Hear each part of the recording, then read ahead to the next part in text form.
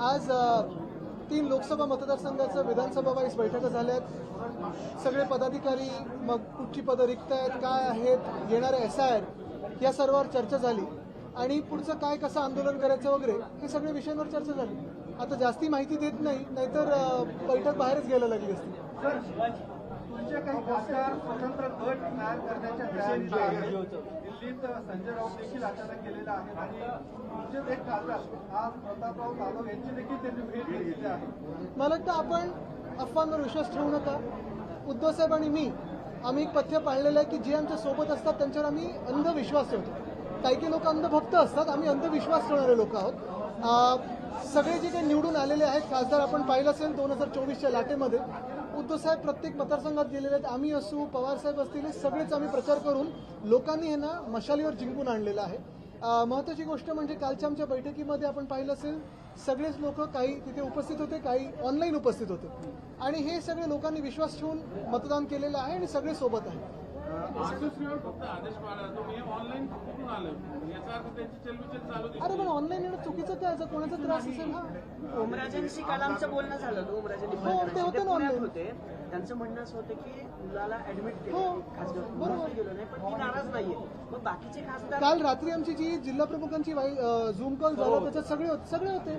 ओमराधा तिथे बोललेच होते त्या कॉन्फरन्समध्ये। काल ज्या बैठकीमध्ये उद्धव साहेबांनी काही इन्स्ट्रक्शन दिलेले आहेत त्यांना असं देखील इनपुट्स आहेत की काही लोक फुटू शकतात। आमदार जेव्हा फुटलेले 40 तेव्हा सुद्धा इनपुट होते, मात्र तरी देखील उद्धव साहेबांनी तेव्हा कुठेही प्रेशर टॅक्टिक्स केले नाही, कुठेही कोणाच्या फायली शोधले नाही करप्शनच्या। आता देखील तशीच परिस्थिती दिसतीये, कारण आपण वेगवेगळ्या राज्यांमध्ये बघतोय की काय परिस्थिती आहे।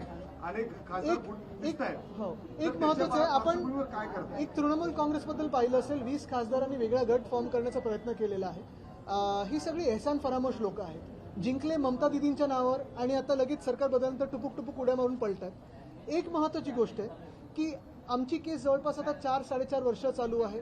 राष्ट्रवादी काँग्रेसची देखील केस तेवढीच वर्ष चालू आहे। तसं पाहायला गेलं तर संविधानामध्ये ही खूप मोठी तरतूद आहे, मोठी घटना आहे की एखाद्या पक्षाचं फुटून चोरून कोणीतरी ते नाव चोरू शकतं, निवडणूक आयोग त्यांना सिम्बॉल देखील देऊ शकतं। ही खूप मोठी गोष्ट आहे। आमचं म्हणणं एकच आहे, आत्ताचे जे पूर्ण आदर ठेवून सांगतो सरन्यायाधीश आहेत त्यांच्या म्हणण्याशी आम्ही पूर्ण सहमत आहोत की justice delayed is justice destroyed आणि तो जस्टिस डिस्ट्रॉय होताना दिसतोय का आपल्याला देशामध्ये? आपलं लोकशाही डिस्ट्रॉय होत दिसतंय का? मला वाटतं ह्याच्यावर पण आपण विचार करणं गरजेचं आहे।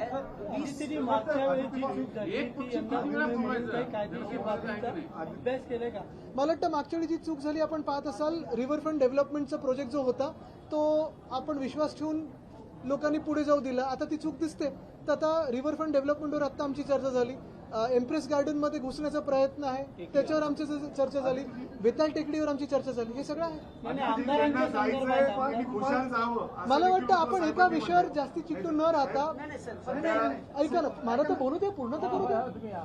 महत्वाची गोष्ट एकच आहे की ह्या एका राजकीय गोष्टीवर चिकटून न राहता महाराष्ट्रात अनेक विषय आहेत, देशात अनेक विषय आहेत आणि त्याच्यावर पण आपण चर्चा करणं गरजेचं आहे। सध्या कृपक तुमाने यांनी देखील दावा केला की तुमचे 7 खासदार त्यांच्या संपर्कात आहे। पावसाळी अधिवेशनानंतर त्यांचं ऑपरेशन टायगर हे पूर्ण होईल असं कृपाल तुमानेजींना सांगा, परत निवडणूक लढवून दाखवा आणि जिंकून दाखवा। मला वाटतं त्याच्यात जायचं नाही, मला ते कसे त्यावेळी पण जिंकलेत, कसा आम्ही प्रचार केला वगैरे त्याच्यात जायचं नाहीये। मुद्दा हाच आहे, मी तुम्हाला सांगतोय ह्या राजकीय घडामोडी ज्या आहेत, पक्ष तोडण्याच्या, पक्ष फोडण्याच्या, कोण कुठे उड्या मारतंय, कोण काय होतंय, हे देशात सगळीकडे चालू आहे। बरोबर आहे, 2/3 मेजॉरिटी प्राप्त करण्याचा भाजपचा प्रयत्न आहे, पण ते पुढे गेल्यानंतर काय काय होणार आहे? प्रेस फ्रीडममध्ये आपण आता कुठे आहोत? डेमोक्रेसीमध्ये कुठे आहोत? आपण जगातली सर्वात मोठी लोकशाही होतो आता आहे असं वाटत नाहीये। आणि देशात एका बाजूला जर आपण नुसतं ही राजकीय चर्चा बोलत राहिलो आणि लोकांच्या विषयावर चर्चा नाही केली तर लोक आम्हाला निर्लज्ज समजतील। आज वाढते ते महागाई वाढत आहे, आज आपण पाहतोय नीटचा पेपर फुटतोय, आज सीबीएसईचा पेपरमध्ये घोळ झालेला तो पाहतोय, महागाईसोबत गॅस डिझेल पेट्रोल काय इथेनॉलचं भूत लोकांसमोर लावलेलं आहे। आता हे करत असताना जर आम्ही नुसतं राजकीय बोलत राहिलो तर लोक बोलतील आम्ही तुम्हाला तरी मतदान का करू। लोकांनाच हा प्रश्न पडला 2022 लोक आमच्याशी पण डायरेक्टली पण बोलतात। त्याच्यावर मला थोडी माहिती घ्यायला लागेल कोणी काय केलं, पण जे कोण त्यांच्याशी त्यांना घाबरतात किंवा जेनझीला घाबरतात तेच असं काहीतरी शेतकरी कर्जमाफीचा प्रश्न आहे साहेब। रोहित पवारांनी 4 दिवस जवळपास आंदोलन केलं, काल गिरीश महाजन स्वतः गेले। अटी ज्या आहेत त्या कमी करून निकष कमी करून कर्जमाफी तुम्हाला वाटते हे सरकार कर्जमाफी करेल येणाऱ्या 31 तारखेपर्यंत? आपण दोन फरक पहा. पहिली जी आम्ही 2019 साली केली होती ते 2019-20 साली त्याला आम्ही कर्जमुक्ती बोलत होतो. माफ कोणाला आपण करतो तर गुन्हेगार करतो. गुन्हेगार काही शेतकरी आहेत आपले, काही शेतकरी म्हणजे आपला अन्नदाता. गुन्हा केले कोणी? आणि मुख्य गोष्ट हीच आहे की आमच्या वेळी कुठच्याही अटी-शर्ती न लावता कुठचंही किचकट ह्याच्यात तांत्रिक गोष्ट न आणता आम्ही सरळ आम्ही केलेलं की 2दा तुम्ही सह्या करा किंवा अंगठा करा, जे काय आपले सरकार सेवा केंद्र होतं त्याच्यात जाऊन तुम्ही करू शकत होता. आणि हे केल्यानंतर आपण पाहिलं असेल महाराष्ट्रातला जो शेतकरी सुखावला होता तो अजूनही हे म्हणतो की उद्धव ठाकरेंनी दिलेली कर्जमुक्ती ही आमच्यापर्यंत पोहोचली, त्याच्या आधी किंवा नंतर कधीही कर्जमुक्ती आमच्याकडे आली नाही. आत्ताची केलेली कर्जमाफी आहे ती उपकार केल्यासारखी कर्जमाफी आहे. म्हणजे एका बाजूला आपण पाहतोय जवळपास 85 लाख महिलांचं जे काही लाडकी बहीण योजनेतले पैसे होते ते वळवलेले असं वाटतंय. म्हणजे तुम्ही त्यांना पात्र ठरवलं, त्यांची मतं घेतली, 85 लाख महिलांची मतं घेतली आणि नंतर तुम्ही त्यांचा वापर झाल्यानंतर सोडून दिलं निवडणुकीनंतर. आता त्यांना अपात्र ठरवता, त्यांना धमकवता, त्यांच्या खात्यातून पैसे परत घेताय आणि आता काहीतरी थातूरमातूर करायचं म्हणून तुम्ही कर्जमुक्ती असं दाखवताय, कर्जमाफी असं दाखवताय. आमची देखील आंदोलनं सगळीकडे होतात, जिल्ह्यात होतात. शिवसेना उद्धव बाळासाहेब ठाकरे पक्षाकडून मोठी तीव्र आंदोलनं देखील होणार आहेत. आमचं म्हणणं एकच आहे, कुठची अट न ठेवता, कुठची शर्त न ठेवता तुम्ही ही कर्जमाफी शेतकऱ्यांसाठी केली पाहिजे. मग भले ते 2017च्या ह्याच्यात आले असो किंवा 2019च्या ह्याच्यात. 2019-20ला पण 6 वर्ष झाली ना. आज एसआयची बैठक घेतली. मंत्र्यांनी टीका केली. कृषी मंत्री कोण आहेत आता? महाराष्ट्राला विचारा, आठवतात का कोण कृषी मंत्री? सर तुम्ही वेताळ टेकडीचा विषय जो घेतला होता त्याच्यानंतर आता पण हे सांगता येतो. सर वेताळ टेकडीचा जेव्हा विषय घेतला होता आत्ताचा ज्वलंत मुद्दा पुण्यातल्या पर्यावरणाचा आहे. रस्ता रुंदीकरणासाठी हजारो झाडांची कत्तल होती. गणेश खिंडचा तो रस्ता आहे आणि त्याची झाडं लावण्यासाठी महापालिका प्रशासन असेल, मेट्रो प्रशासन असेल, कुठेतरी उत्तरं जी आहेत ती सारवासारव करताना दिसतात. पुन्हा एकदा हा मुद्दा तुम्ही उपस्थित करणार आहात? निश्चितपणे करणार आहोत. आम्ही हा प्रश्न विधानभवनात देखील घेणार आहोत, खूप अग्रेसिव्हली घेणार आहोत. पुण्यातला वेताळ टेकडीचा विषय आहे, तो HCMTRचा विषय आहे, मग परत गणेशखिंडीचा विषय आहे, ते आता बॉटॅनिकल पार्क जे आहे त्याचा आहे, एम्प्रेस गार्डनचा आहे, रिव्हरफ्रंट डेव्हलपमेंटचा आहे. मुख्य गोष्ट ही आहे, परत तुम्हाला सांगतो, मी पर्यावरण मंत्री असताना इथे येऊन पाहणी केली होती. सलीम अली बर्ड पार्क, तिथे आता राडारोडा पडलेला आहे, तो आपण पूर्ण राडारोडा काढून रिवाईव्ह केलं होतं. रिव्हरफ्रंट डेव्हलपमेंट तो विषय थांबवून खऱ्या काय ब्लू लाईन रेड लाईन आहेत ते आपण रिवाईव्ह करत होतो. तो अभ्यास करून मग आपण रिव्हरफ्रंट डेव्हलपमेंट खरं जे आहे सस्टेनेबल डेव्हलपमेंट, शाश्वत विकास, तो आणणार होतो.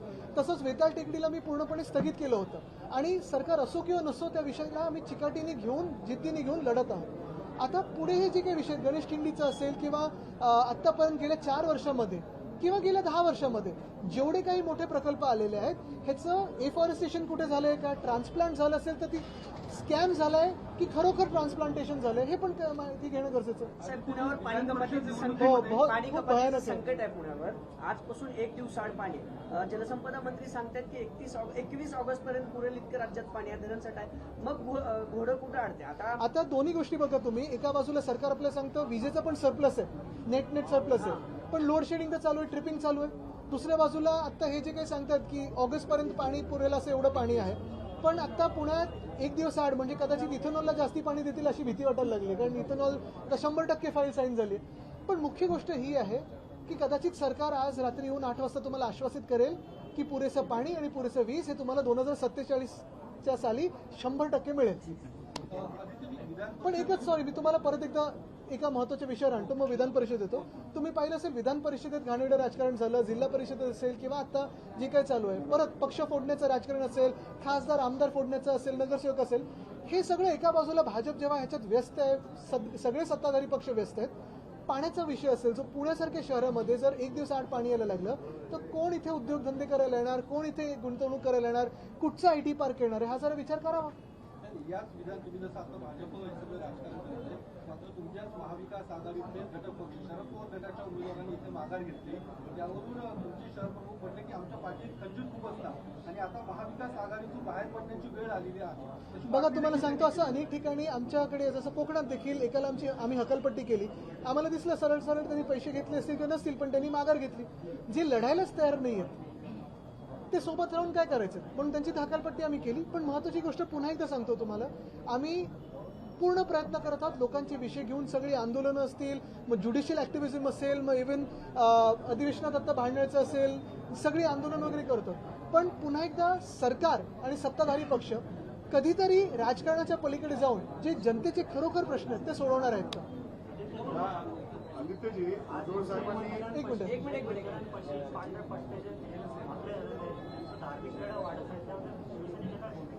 मला वाटतं शिवसेनेची भूमिका आम्ही त्या ठिकाणी स्पष्ट केलेली आहे. उद्धव साहेबांनी ज्या पद्धतीने काल कार्यकर्त्यांना या सगळ्या मंत्र्यांना सांगितलं की आता सध्या माझे दिवस नाही आहेत, पण भविष्यात हे आमचे दिवस येतील. आता संघर्ष नाही असं काही नाही सांगितलं. कालच्या VC मध्ये नाही काय कालच्या VC मध्ये आपण पाहताय एवढंच सांगितलं आणि काल सगळे जिल्हा प्रमुख, विधानसभा संपर्क प्रमुख, आमदार, खासदार सगळे होते, त्याच्यात नेते, उपनेते वगैरे. एकच गोष्ट महत्वाची आहे, लोकांमध्ये रोष वाढत चालतो. महागाईचा विषय असेल किंवा पेपरफुटीचा विषय असेल किंवा हॉस्पिटलमध्ये आपण पाहतोय औषध उपलब्ध नाही आहेत, अनेक गोष्टींमध्ये रोष आक्रोश वाढत चालले. शेतकरी त्रस्त आहेत, महिला हैराण आहेत, सगळं हे काय. पण हे होत असताना विरोधी पक्ष म्हणून आम्ही आमची पूर्णपणे बाजू जी आहे, निवडणूक असो किंवा नसो, आम्ही ती मांडत राहणार, लढत राहणार आणि लोकांच्या विषयासाठी रस्त्यावर उतरत राहणार. हेच एवढं आम्ही सांगितलेलं आहे. एकच महत्वाचं आहे. दुसऱ्या बाजूला आपण पाहतोय परवाकडे कॉक्रोच जनता पार्टीचं पुण्यात देखील आंदोलन झालं, मोठा प्रतिसाद मिळाला. का तर लोकांमध्ये तो रोष आहे, पर्याय शोधतात लोक, आणि तो पर्याय उभा करण्यासाठी आम्ही सगळेच प्रयत्नशील राहू. 2022 प्रतिसाद भेटतो तसं महाराष्ट्रातल्या विरोधी पक्षांना कुठल्याही आंदोलनात भेटत नाही. म्हणजे रोहित पवार एकटे आंदोलनाला बसले, त्याच्यानंतर सगळे पाठिंबा देतात. जर एकत्रच रस्त्यावर उतरले असले तर त्याचा आता हे थोडं प्लॅनिंग हे काय आहे की विधान परिषदेवेळेस सुद्धा तुम्ही म्हणता जे लढणार नाही त्यांना ठेवून काय फायदा. मात्र विरोधी त्यासोबतचे पक्ष आहेत, राष्ट्रवादी, काँग्रेस, होत असले. बघा याच्यातून तुम्हाला मी राजकीय वक्तव्य करणार नाही, पण एकच सांगतो, अर्थात कोऑर्डिनेशन हे वाढत राहील आणि कोऑर्डिनेशन आम्ही करत राहू. साहेब, ही चेंज जर बघितली ना, 2022 मध्ये आपण सगळं बघितलं होतं. 2022 मध्ये आपल्यासोबत जे झालं, आता ते पुन्हा ऑपरेशन टायगरची चर्चा. अरे ऐका ना, आता हे operation tiger, operation lotus, operation leopard, operation monkey जे काय करायचं ना, ह्याच्यात मला जायचं नाहीये. अफवांवर मी विश्वास ठेवत नाही. प्रश्न थोडा वेगळा होता साहेब. आता माझं उत्तर हेच राहणार. टीएमसीचे 20 खासदार, आता एक खासदार असणाऱ्या पार्टीत ते विलीन होत आहेत आणि मग त्यांचा पक्ष. हे सगळं जे राजकारण चालू आहे, हे सगळं लोकशाहीला घातक आहे असं तुम्हाला वाटतं का? लोकशाही राहिली कुठे? लोकशाही संपलेली आहे. आणि म्हणून मी मगाशी जे म्हणालो ना, आम्हाला जर वेळेत न्याय मिळाला असता तर हे झालं नसतं. किस तरह से यानी अच्छे दिन आने वाले थे ऐसे कहा था, जीतने के पहले 2014 में अच्छे दिन आएंगे ऐसे कहा था, लाएंगे ऐसे नहीं कहा था. ये हमारी भूल थी कि हमने विश्वास रखा. अच्छे दिन आएंगे ऐसे ही आ नहीं सकते. तभी तो बात की थी, भविष्य की थी. अभी बात हो रही है भूतकाल की हो रही है. 60 साल पहले, 70 साल पहले नेहरू जी ने ठीक किया था क्या? सावरकर जी ने ठीक किया था क्या? सरदार पटेल जी होते तो? ये सारी अगर मगर की बातें हो रही है. लेकिन अगर आप देखें तो आज जियो पॉलिटिकली दुनिया भर में जो हमारा एक आवाज था वो आवाज बंद हो गया है. देश में भी अगर आप देखें तो महंगाई पे हो या कुछ भी हो, ये सारी चीजें छोड़ के सब पे मन की बात हो रही है. लेकिन लोगों के मन की बात कब होगी? आज केंद्रीय मंत्रिमंडल ने कहा कि कांग्रेस के कार्यकाल में महंगाई ज्यादा थी, अभी महंगाई कम है. वो शायद शीर्षासन कर रहे होंगे और तब उनको सब उल्टा दिखा होगा. मुद्दा असा आहे, बाळासाहेबांच्या काळात कुठला आमदार खासदार फुटला तर शिवसेनेत त्याला रस्त्यावर ठोकून काढायचं. आता जाऊ दे ना, जर तर मध्ये न जाता सरकारने अभी तक कर्जमाफी तुम्ही हाती घ्या, आम्ही सगळे तुमच्या सोबत येऊ. कर्जमाफी नहीं दी. बहुत सारे निकष भी लगाए. सरकार ने बहुत सारी कर्जमाफी को निकष भी लगाया. इस बात में क्या? ऐसे तो बहुत सारी चीजें की ना, अगर आपने देखा होगा. पहले तो मुझे लगता है किसी का स्टेटमेंट है, बीजेपी प्रेसिडेंट का तब स्टेटमेंट है कि परसों ही में पढ़ रहा था, आने के बाद इनकम टैक्स और बहुत सारे टैक्सेस 2014 के पहले कहते थे ये हम निकाल देंगे. अभी एक बात तो की उन्होंने, इनकम लोगों का निकाल दिया, टैक्स तो बढ़ाते रहे. हाँ, तुमची जर्सी बघितली. फिफा वर्ल्ड कप तुम्ही फॉलो करत असाल, मुंबईचे तुम्ही अध्यक्ष आहात. 140 कोटी जनता आहे आपल्या देशाची. असे अनेक देश आहेत फिफामध्ये, 1 लाख 2 लाख अशी पॉप्युलेशन आहे. फुटबॉलच्या बाबतीत भारताची शोकांतिका वाटत नाही का? कारण की आपण अनेक वर्षांपासून नक्कीच आहे. आणि तुम्ही पाहिलं असेल, दुर्दैव हे आहे की आता जो ISL मध्ये पण जो घोळ होत आहे तो एवढा दुर्दैवी आहे. कारण ISL ही टुर्नामेंट जे कोणी आधी चालवत होते AIFF सोबत, खरं तर ते AIFF वर उपकार केल्यासारखंच होतं. आता AIFFने त्याचा हस्तक्षेप केल्यानंतर ISL मध्ये जो गोंधळ झालाय तो लवकरात लवकर सुटो.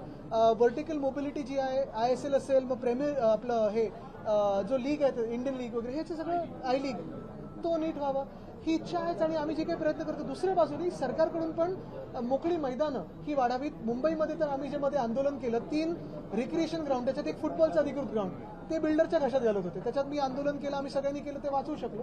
हे मातीची मैदानं वाचावीत, टर्फ वगैरे नंतर पहिली मोकळी मातीची मैदानं वाचवली।